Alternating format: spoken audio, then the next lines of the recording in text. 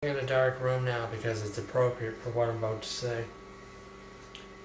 In everybody's love life or relationship situation, they have bright moments and dark moments, and this is one of those times when 2010 is actually an anniversary year for me, with a girl that who was very special to me and who I lost tragically.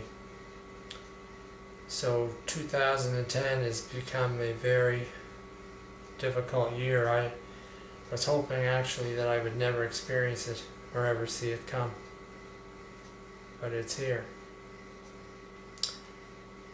And the anniversary dates, which I wanted to avoid, are now upon me. It is now September the 12th.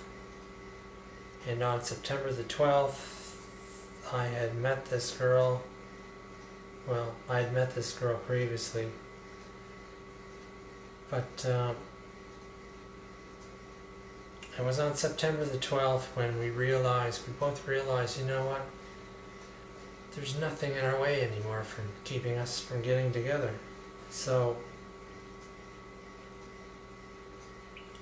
the possibilities are there, right? The next anniversary date, which I dread coming, is October the 24th. And that's when we actually did get together.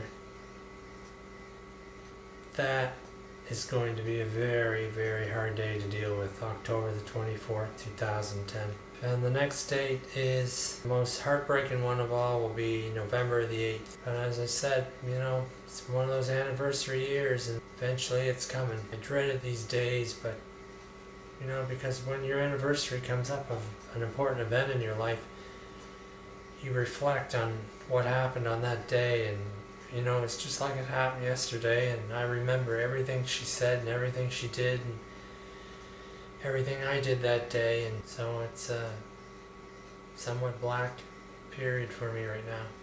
It will remain so for the next 3 months. Now, with regards to another situation, not so black, I was walking to a church meeting to meet my friends. I'm at the art gallery right now, trying to put a project together. It's just a disastrous project. I mean, my second father had me on a training assignment during the summer and spring, which recently ended.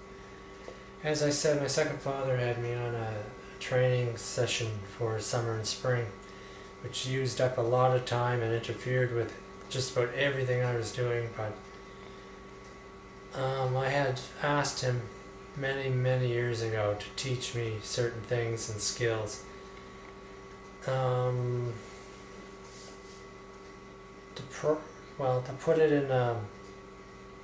try and put it in perspective, it's somewhat like the beginning of Batman Returns, when Bruce Wayne is being taught certain skills and life skills, etc.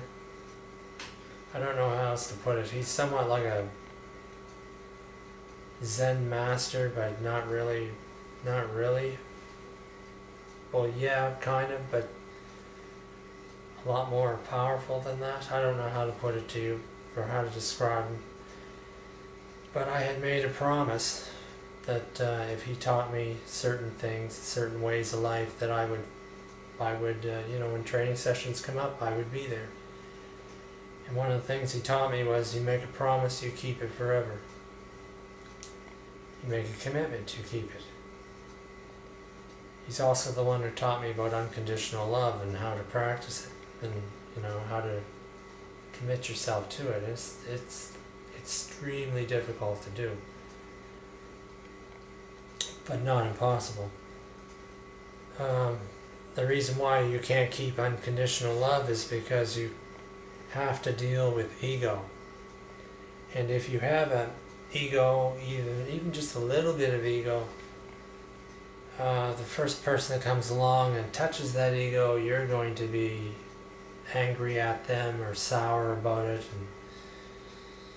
and hate them because they got to you. But if you don't have an ego, if you know, one of the things my second father taught me was, take your ego, throw it in the trash can. You don't need it.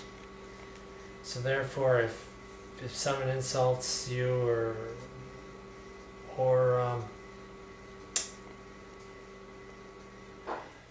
tries to attack your ego with insults or whatever, it just doesn't register inside, like it's not you they're talking about. It's aimed at you, but it just goes misses. Anyway, that's why unconditional love works for me, because he taught me how to throw away the ego. Well, anyway, I was on my way to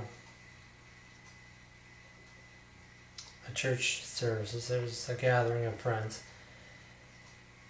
and as I was walking up the hill, I was thinking about Natalie,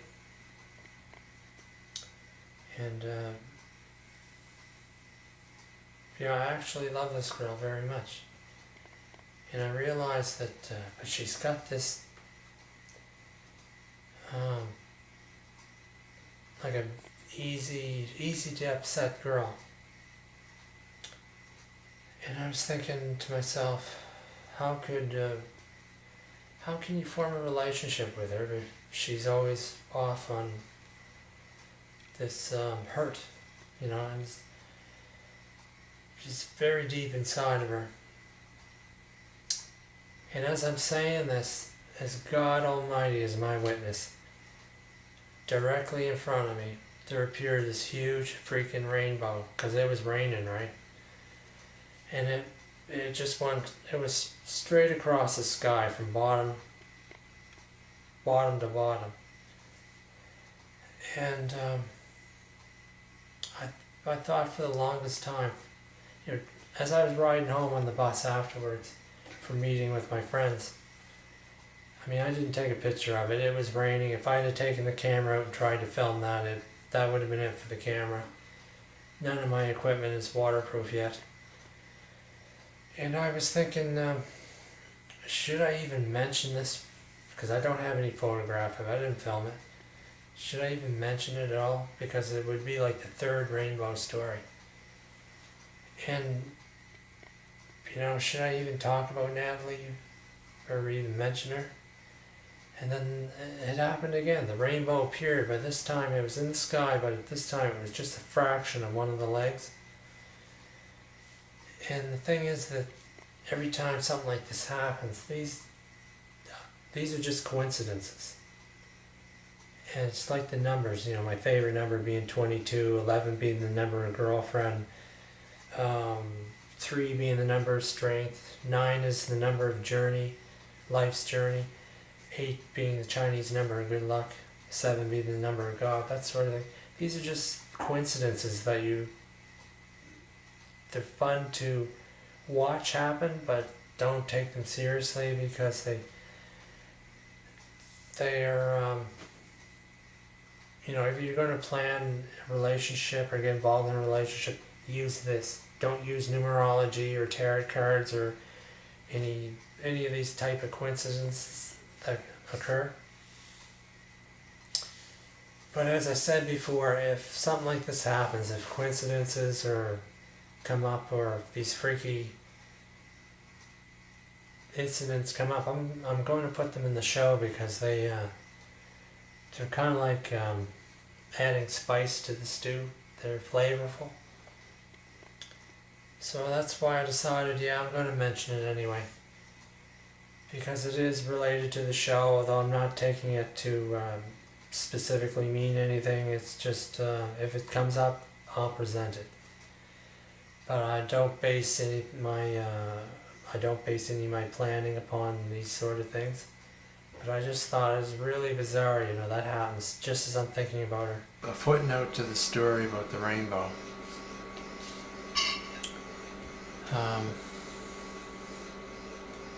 What was interesting is that the first rainbow pointed towards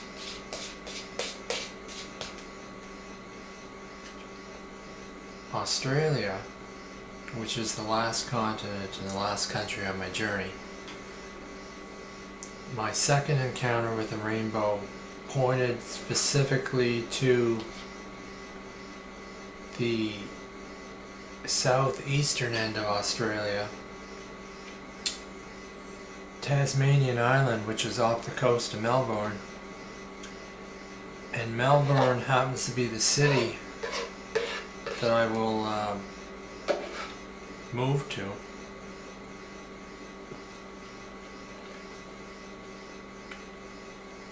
And the third rainbow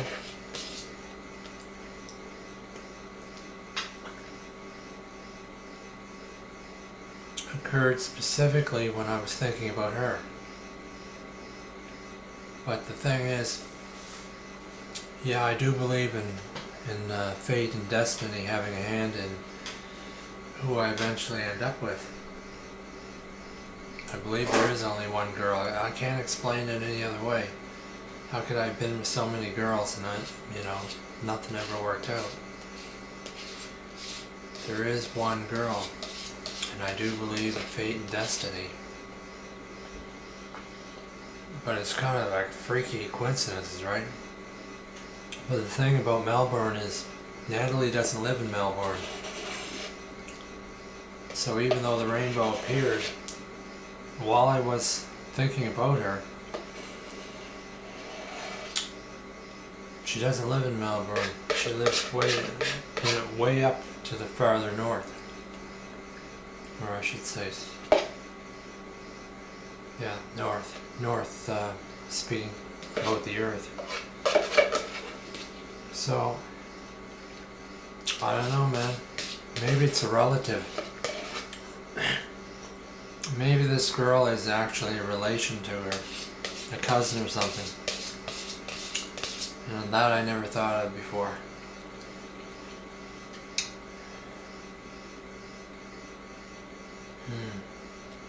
We'll see. Find out what happens. I'm so curious now. I'm so freaking curious. It's like I want to skip the other countries and go straight to Australia.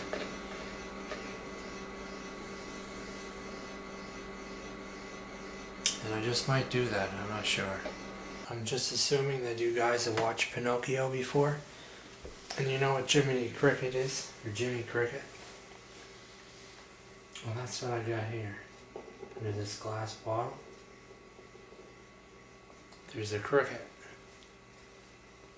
This place where I'm living now, filled with crickets. And if you ever tried to sleep in a room at night with a cricket, oh my gosh, what a noise. See that? And sure, let me see if I can shove him.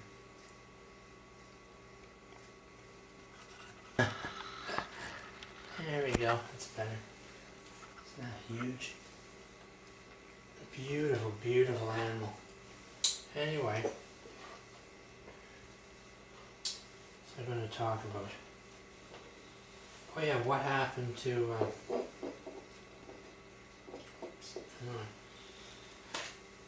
that? That looks like a leg. Okay, be right back. Okay, it sounds like it's raining out. I got the little cricket and a little huge cricket in this glass jar. I'm going to let him go.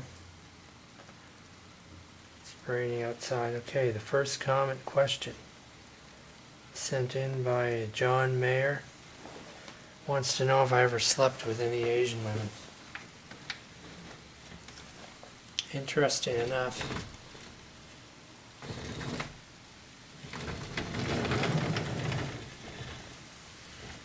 I did in fact with one. No more than one. In spite of the fact that I get asked out. Oh, it's a dead cricket out here.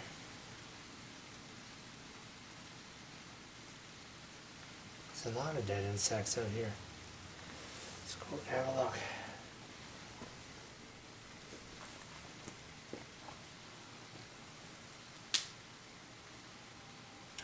Guess he couldn't get off the balcony. dead spider too. Yeah, probably got bit by another spider.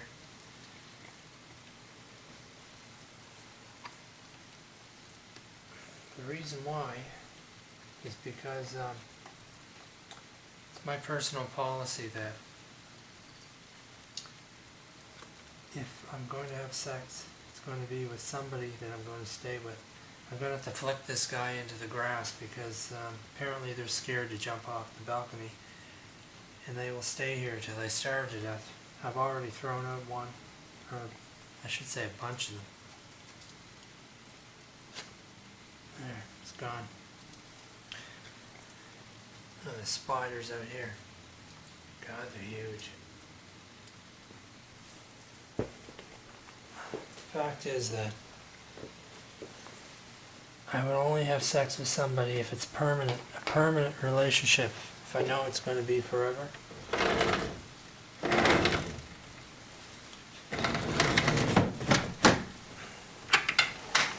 Unfortunately, that forever situation with that girl was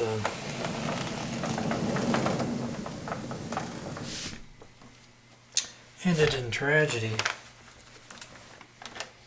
So yeah, just one girl my entire life, in spite of the fact that I knew I tried to be with 76 girls, something like that, 70. But the fact is that you know, it's not just it's not a game or anything to me. I don't take it lightly. And I want the girl that I'm with to know that I thought so much of her that I didn't want to waste what is I consider a very intimate, personal, private matter. And that I want the girl that I'm with to know that you know, she's the only girl I ever want to be with. One of the reasons why I don't watch porn videos, because the only naked body I want to see is my girl's naked body. I don't want to see anybody else. Nobody is cute as your own girl, right? Or no girl is as beautiful as your girl. That's what I'm trying to say.